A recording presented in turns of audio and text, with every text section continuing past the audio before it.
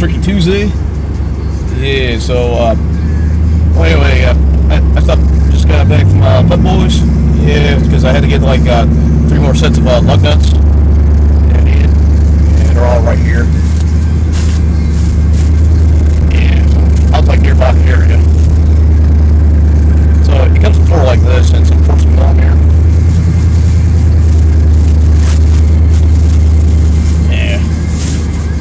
Yeah, so anyway, today, just working with my friend, delivered some furniture. Yeah, we just got back from Virginia. I guess that customer over in Virginia just went and got about to send furniture over, and it's the big lots over in Glenwood Avenue. Glenwood Avenue is about like 10 miles away from here. Yeah, like going that way. And then, so I had my truck parked over at the other big lots over in Capitol Boulevard, just on the corner over by Old Forest Road, near I-540.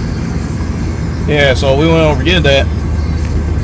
And, well, of course, as I remember, there was construction going on, like, on the way on the state line, going northbound on I-85.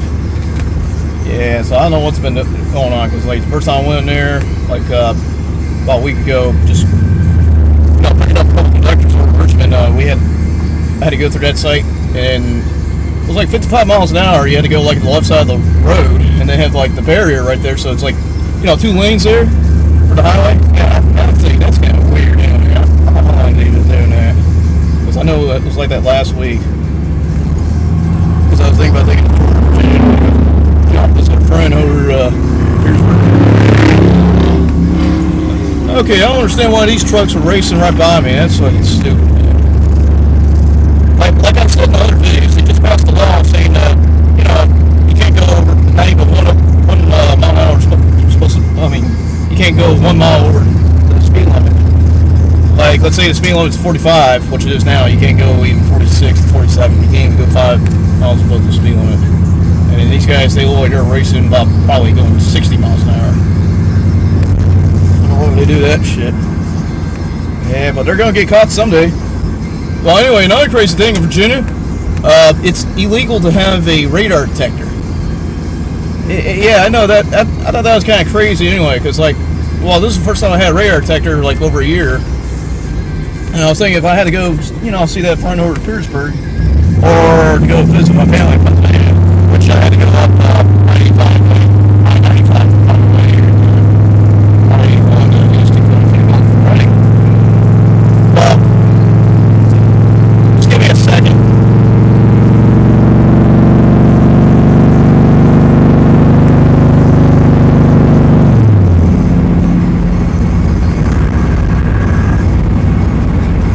The speed limit is 70 miles an hour in this freeway. Of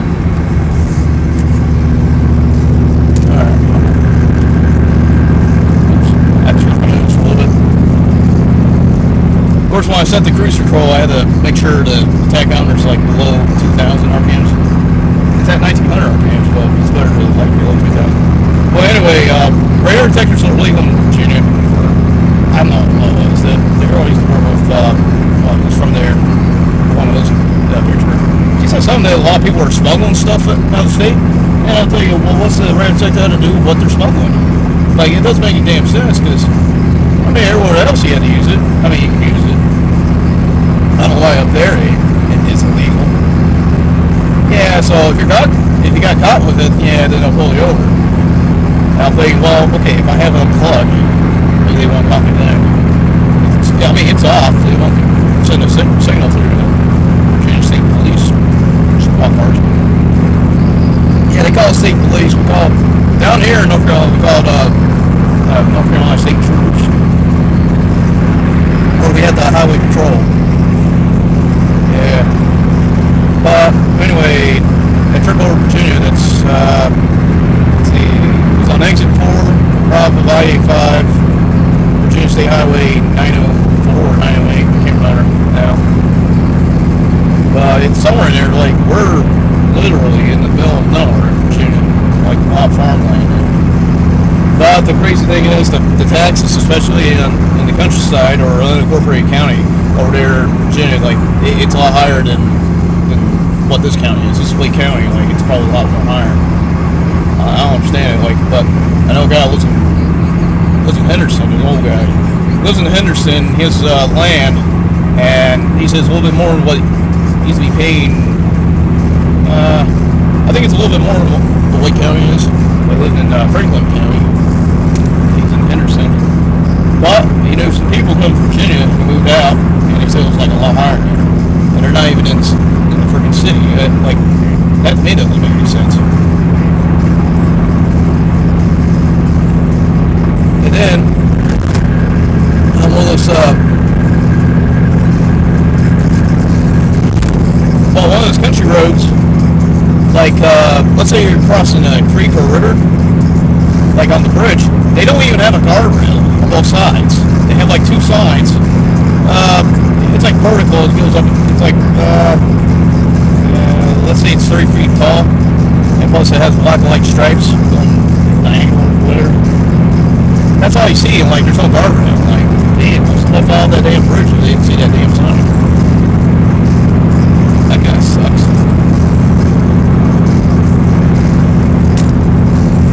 Yeah. The problem is, Virginia's like way too damn close to Washington D.C. Especially in the D.C. area, it's even expensive. Up there. Yeah, I know another guy. He was a truck driver. This is back when I was working in Pennsylvania Garner. When I was in that second shift filling up. So this truck driver from Virginia, he comes in like maybe Monday, Wednesday, and Friday from Viewing Source. What he does, he just, as soon as he gets to Garner, he just fills up the truck, and then go down the street from there, down the same roadway, and he switch trailers from that warehouse from Viewing Source, and then he got another trailer to go back to Virginia. And he said he lives in Bowling Heights, but he was telling about Petersburg, saying it had like a higher crime rate, and it was kind of like Durham. I was like, are you sure? Like, every time I pass drive through there, it looked kind of nice. Like, it looked nicer in Garner. But I told that the other girl who lived in Petersburg, she was saying the same thing too. And I asked her, well, you kidding, are you? And she said, no.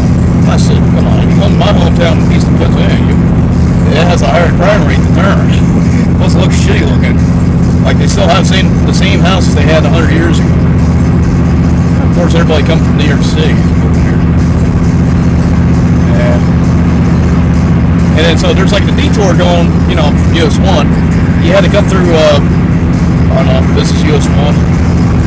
And you had to go through Henderson. Henderson looked like a nice town to live in. Yeah, I'm thinking what kind of job a man could get in that town anyway. I didn't see anything industrial yet. And then, what else happened? So anyway, I got to drive my way back in that box truck from Virginia. It's like a 2001 FDR. It's like one of those camo trucks. Like, I just think it was a 60-foot box truck, but it had like a camo. And it was diesel. Yeah, I don't know about diesel. It's probably, I think it was 4.9 liter. Inline 4-cylinder diesel. Yeah, that's powerful. Yeah, but I think it has a speed governor because I couldn't even go to no more than 70 miles an hour. Yeah.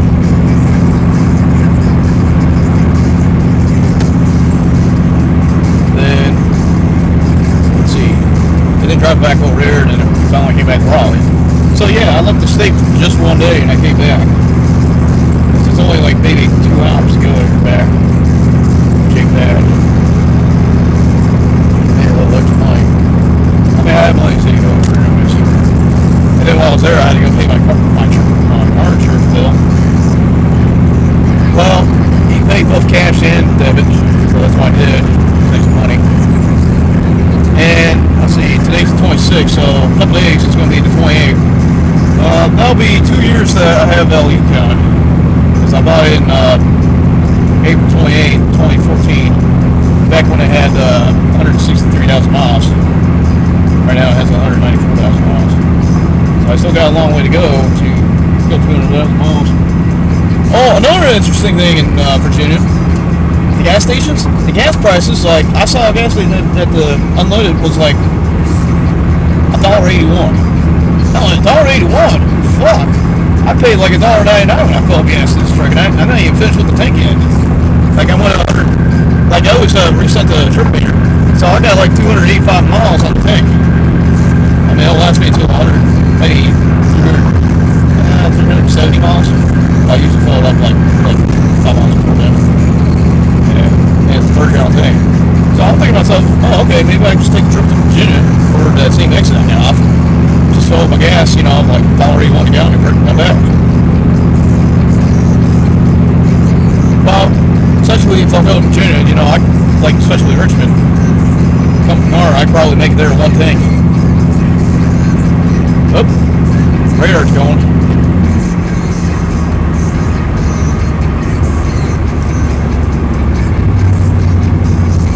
Yeah, I saw some Wake County Sheriff's deputies parked over on that side. Check the radar.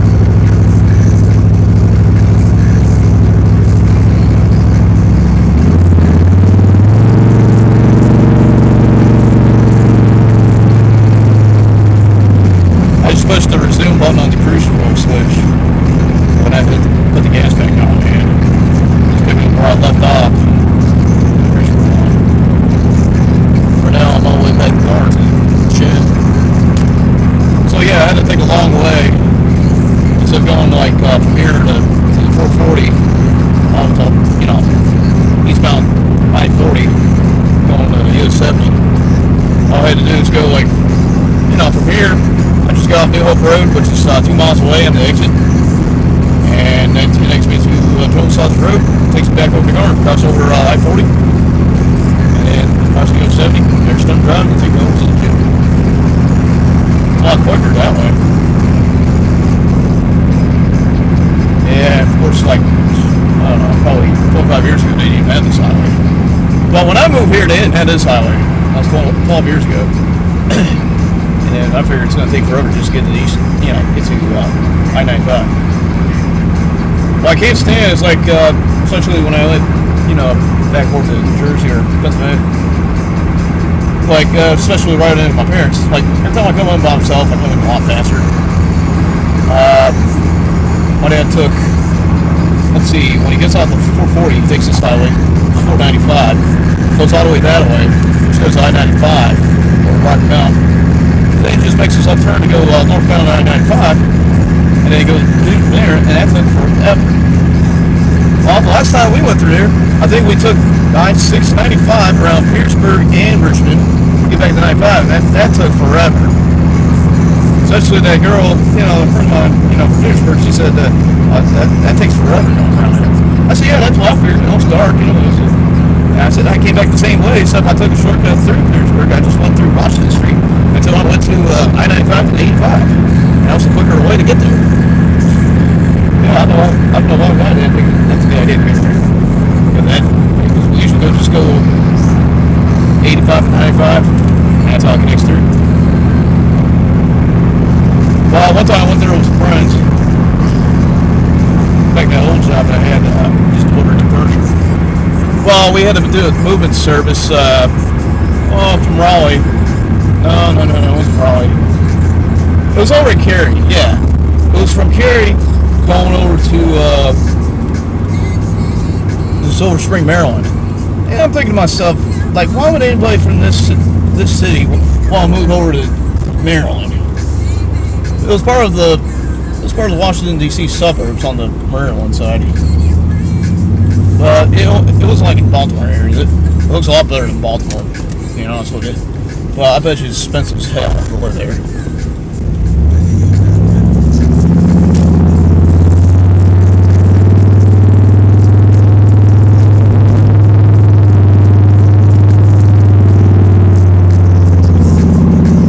Yeah, give me a moment.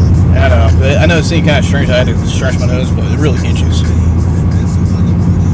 Well, anyway, that trip back over there to Maryland, it took all day because, let's see, we got to that Penske shop, the one I was working at in Spring Forest, just to pick up that 26-foot box truck. So we went from there to that house over here to put those customers in. We just, load up that truck, and then after that, Well, that took like 3 hours almost. And then we went back to the same. We went back to that shop, Mesquite Street Forest. We went over there to pick up a tow dolly. I'm like, a tow dolly? Like, they could have had us pick up the damn car carrier, bring it over, unload that. That's when we load up the truck. And then after loading up the truck, hook that car carrier back up, and then load that minivan right on. And then we've been on our way to Virginia. But no, we had to go back to go get that tow dolly, so hook that up, and then hooking up that minivan. I think it was like a 97 or 98 Toyota Sienna. You know, front wheel drive, of course, so it's a lot easier to roll with it on the tow dolly. Then, so that location is like over by US 1, Capitol Boulevard.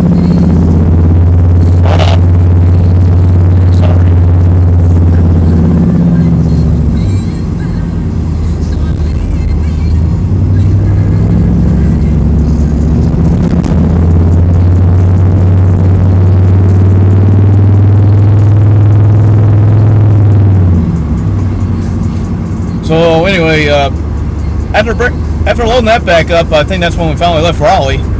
Instead of going to US 1, like, I thought we were supposed to follow US 1. Usually I follow up US 1 until I go to Henderson, and that takes I-85 to take over to Virginia. No, instead, the other driver, which was a friend of my friend's, well, he was driving the whole time. Instead, he just went on 540. It looks like he was going eastbound, or I don't know, it's a round highway, I can't tell which direction, but he was heading towards Knightdale. As soon as he was over Knightdale till the highway, finally ends at, and then he just took a left over going eastbound on US 264, and US 64 bypass before they called the I-495.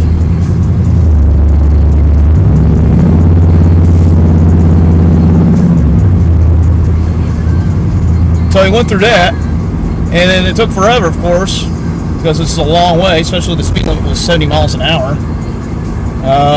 And then as soon as we got to Rocky Mountain, that's when we make the left turn to go northbound to I-95.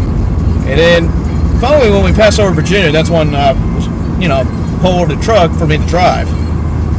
And especially the truck was, the road vehicle weight rating was 26,000 pounds. Had air brakes, so I could drive that legally on the road. On the CDL.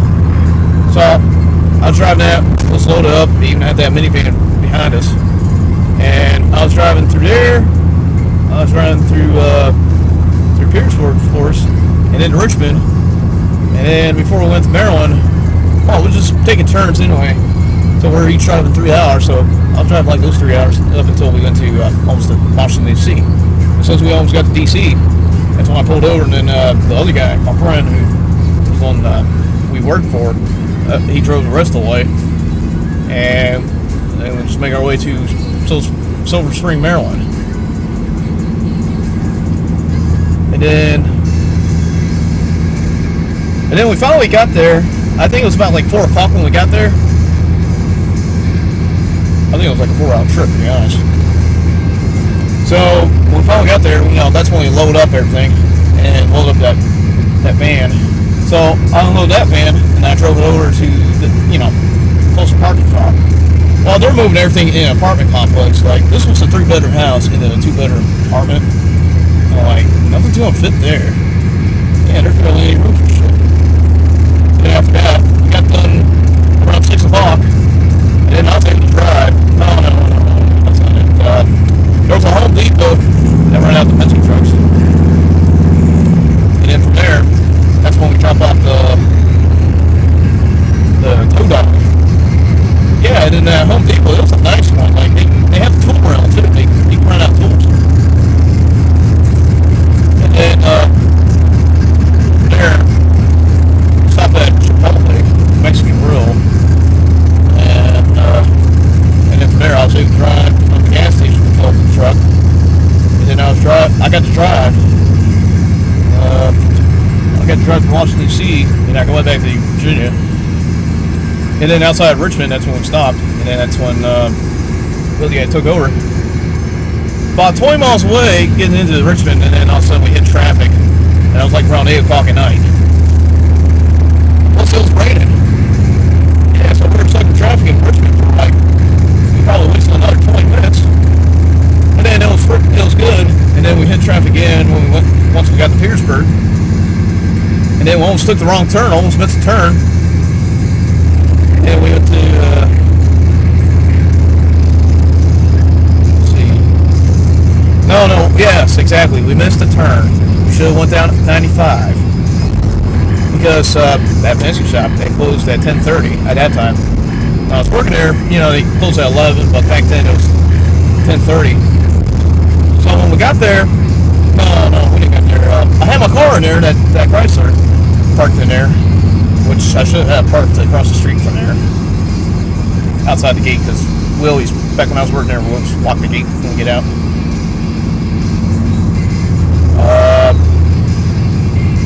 And so from there, we went back to Rocky Mount, and then that's when we got to, from there, all the way back to Knightdale. So, just outside Knightdale, no, actually, almost to Zeppelin or Wooddale. There's a couple of towns over next to Knightdale, and US 264 bypass. I look at my watch, and I know the shop closes at 10:30. I looked there, and it was like 10 o'clock. And I'm thinking to myself, oh no, we're not going to make it there on time. Because we went the complete fucking wrong way.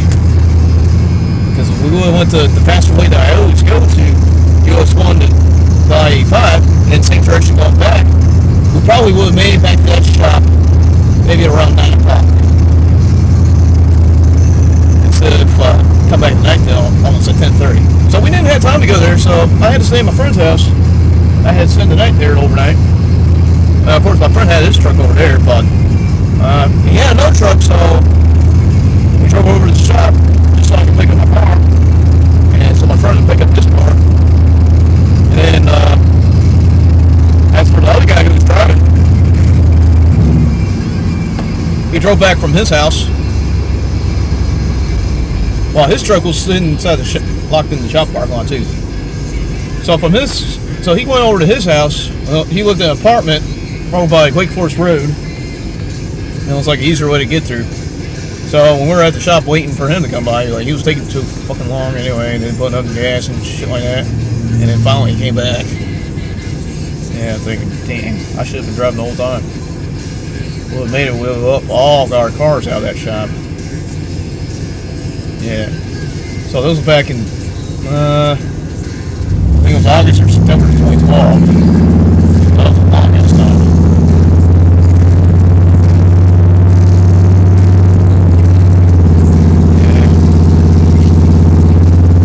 Yeah.